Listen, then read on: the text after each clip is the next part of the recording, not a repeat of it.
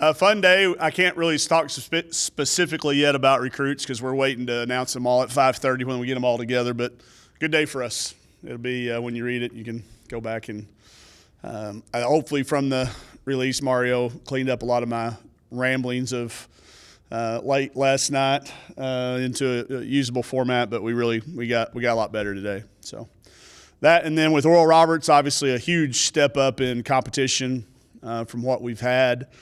A team that's already got 3 wins, a team that's got a lot of starters back from a team that in our gym last year took us pretty deep into the fourth quarter before it was a comfortable game. So a unique style of play. Everybody can shoot it and is willing to shoot it. So quick turnaround for us. We were off yesterday with we had to have a mandatory day off, so it was yesterday. 1 day of prep. We got to be really good today in practice. When you go back to Monday night, I don't know if you played your best game, especially in the first half, but to score 101, I mean, what's that show your capabilities as a team? Especially when you look at there weren't very many threes. I think 5. Is that right? So 66 points in the paint, which is another one of our indicators that our offense is functioning. You know, if they want to take one thing away, we need to be able to do the other. So getting 66 in the paint, and again, it's not like we turn people over and go lay it in. They were all half court. I thought our spacing was really good. There was a lineup, and it was the starters, but it was the second rotation when they played. I think we scored on 14 of our 16 possessions, and we didn't turn it over at all. So I thought our efficiency was really good. I didn't like the free throw percentage. I didn't like the way we finished the game. And, you know, as a coach, you're always going to start picking at things, and we're finally at a point with our teams where we can pick at them. And we had challenged the team, can we learn from wins? Let's not be that team that has to get beat to be all mad and go back to work and work hard and fix things. So I thought going between the 2 games, it was certainly something that we drew a lot of positives out of. We didn't have much to show them in the film room. We really were picky, having to be very, very picky to find things to show them. And that's the key to this whole thing this time of the year. You mentioned ORU stepping up. I mean, what do you see from them, and what do you expect tomorrow? Well, you know, sometimes the last 2 games or in our 2 exhibition games, if we've gambled, we didn't pay for it. If you gamble against these guys and you reach yourself out of position or you miss a rotation or what we call our my bads, you know, our group loves that term. And if we do that, it's going to be costing us 3 points at a time. They've got a number of kids that shoot a very high percentage. They're confident. They're willing to take it. They're going to make us pay every time we make a mistake and really expose us. So we're not going to be able to make up for it with Taylor blocking a shot or coming off of her kid. They'll make us pay for every mistake we make. So that's the key. Plus, they're confident. They've played 3 games against some quality opponents, so they'll come in. They've never been intimidated by us. We play so often, and a lot of these kids play against each other, so we don't have a huge home court advantage or a huge intimidation. They're coming over here making the short trip expecting to win, and I think that's a difference in what we've faced so far. Does looking at their roster, it looks like you guys match up a lot better. I mean, they play 4 guards. Yeah, there's not a somebody walking in warm-ups that's going to strike fear into you, but that's part of the problem. Sometimes when you have that kid, they get your attention. They get it done. They got a 5'8" kid that's averaging double-figure rebounds. So, I think there's times people look at us like that too. But I do think with them, there's going to be some things we're going to be able to do defensively that we're not just going to be overwhelmed. And gives us a chance around the basket. Taylor's been holding her own against kids this size for a long time now. So there's not a person on there that we look at and think of mismatch. Any update on the kids who are still sitting? Yeah, just that IT's a little closer to being 100%. Everybody else that's been out, still out. Nobody else will be dressed out that hasn't been. But IT is a little closer, and fortunately no new bangs or dings to report. With Amber, do you feel like her shooting stroke is going to come at some point? I mean, yeah, it's just getting her more open shot. Yeah, and we've at the risk of sounding like quotes that we've heard this year, we haven't opened up the playbook yet either. we've got some things that we tend to save, and some of those things are things she's really good at. But yeah, we get her those same type shots. It's always a little bit of a situation where you haven't played. You can practice all you want, but it's just that game speed, the game adrenaline, the game feel. So 100% confidence in any shot she wants to shoot. I'm okay. You know, she pulled one in transition the other day, and I went back and I think I was listening to Brett's like, that might not be. He knows not to say it anymore because he doesn't know. He says, I think Coach might have been okay with that one. You know, whereas I think somebody that didn't know us might have said that's not a good shot. Brett knows us and follows us enough, knows that I'm comfortable with her taking it because she makes them in practice. I think you and I talked about maybe in the preseason something about during like one of your scrimmages or something that was it was one she was hesitant, but you guys had to talk about. So pull up that it was she had a chance to tie the game in a 2-for-1 possession, and I said I will be okay. I will have your back in the media room and whoever wants to ask. That's a good shot for her. She works at it so much. You know, I think anytime somebody's got an unorthodox shot, which she does, her shot's not. You know, it doesn't look like one out of Hoosiers or one of those things, but it's been practiced so much, and I still expect everything she shoots to go in.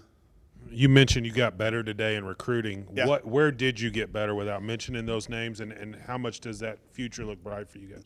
Need for who we're going to be graduating, not only next year but the year after, in the scoring department, size, quality size, experience size, and then versatility at the other spot. But the thing about these, and it'll come out we didn't recruit any of these kids. It never felt like we were recruiting them. I purposely didn't use the word recruiting class. I purposely stayed because it never, ever, ever felt like we had to try to convince these kids to come. They wanted to be here. And all the way down to in 3 very different paths. One committed the day she stepped on campus for the first time, and another went all the way through the process, visited 5 schools, which is almost unheard of. And it couldn't have been more different, but we never one time felt like we were recruiting them. It just felt like we were getting to know them and building relationships, and then they chose us. So I think that in year 3 is a huge thing with your classes where you start to get kids that want to be Razorbacks, regardless of where they're from. Mike, you singled out Taylor early in the year for coming in great shape. Mm-hmm. Is she playing at a faster pace even because of that? Mm-hmm. And more confident and playing longer, not fouling as much. She used to just get tired and hack somebody to stop the clock. And in her defense, at that point in time, she knew she was probably going to play 20 minutes a night. So, you know, when I was saying avoid foul trouble, she kind of looked at me like, I can get my licks in here. And she would stop the clock. That's not the case now. I have full confidence she can play 40 minutes at that pace. It was easy to see from beginning of practices, and now through, I think, 4 games, y'all are starting to see what we saw all summer. This is a kid that's she's jumping higher, she's jumping faster, she's jumping more often, she's more active defensively. Mario would have to go back and look, but I'm not sure we ever out-rebounded our opponent 2 times in a row in the last 3 years. It's just not really our thing. And with her dominance, it's become contagious. Now we've got, I think Chelsea had 8 rebounds and 9 rebounds. She's averaging like 8.5, which is a lot. So Taylor has separated herself, and then I think has helped us separate our rebounding from what we've been like in the past, and defense. Sure felt like the scouting report the last 2 games was not to let your team shoot threes, even when you kept driving into the basket. Does it help to have someone other than Chelsea now that you guys can penetrate, drive, and kick, whatever, to kind of create the next step? You can move them around. Yeah, you can't load up that side of the floor on them. If you do, we're going to get a layup someplace else. And here's what you start looking at. If you don't put your absolute fastest defensive player on Michaela, you're in trouble, because she's going to shoot layups in transition and at will and get in the paint. So now you got to put your second fastest one on Lex, or she's going to do the same thing. So now Amber and Chelsea are starting to get down that list of the other team's, quote, best defensive players. And you start trying to guard Chelsea with not your best, she's going to do what she's been. Have y'all seen that new stat on the stat sheet, fouls drawn? It's say FD on there, I think, like fouls drawn. That's what that is. She drew 9 fouls in the first game and 8 fouls in the second game. Chelsea. by herself. That's 17 fouls in 2 games that she has put onto the other team. So, and a lot of that has to do with the matchups, and that's got that trickle-down effect of who do you put on Michaela, who do you put on Lex, then who does Amber. Now if you put somebody that's not one of your trusted defensive players, now Amber's wide open for 8 to 10 threes a game, and that's not a good formula. So, our motto is always to make a defense wrong. We don't care what they're going to play, how they're going to play a ball screen.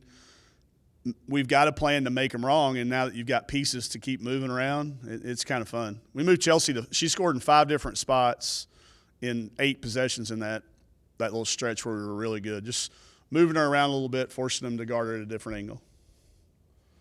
Non-basketball question for you. Why was it important for you to show up to Barry's press conference the other day, and what do you think he'll do in that role? I don't know if you saw the connection. He lived in Greenwood for a while. And our high school coach that I played for my junior year, in an effort to help us understand what coaching was about, he wanted us to volunteer and coach a youth team. And Barry was the point guard on the team that I got assigned. So I've followed Barry every step of his playing career, his coaching career, sometimes from afar at all the different places we've been. But knowing the situation that that landed in his lap, I just felt like if it had happened to me, I'd want to support as many people as we could get. So being there was important. I sent him a text the night before. I said, you're not going to need me, but if you do, I'm here. And he thanked me for it, and then being there, he thanked me again back. That's just Barry. I think y'all all know him that way, and not being there would have felt wrong, So we moved some things around, and I thought he absolutely just nailed it. He came in there without a note card, without anything scripted out, spoke from the heart, and it was pretty obvious. I thought he and Hunter both handled a really difficult day with a lot of class and a lot of expertise and wisdom that I wish I'd have had at his age. It was fun to watch him. But anybody that's known Barry for any point in time knew that he was the guy to do that. In that situation, the toughest situation you can imagine, and then find out you're going to LSU too. I guess that tops it all off. But if we weren't playing, I'd find a way to get down there to watch the game too. I'm excited to see what these next 3 weeks hold for him, and there's not anybody better that could have been doing it for us. All right.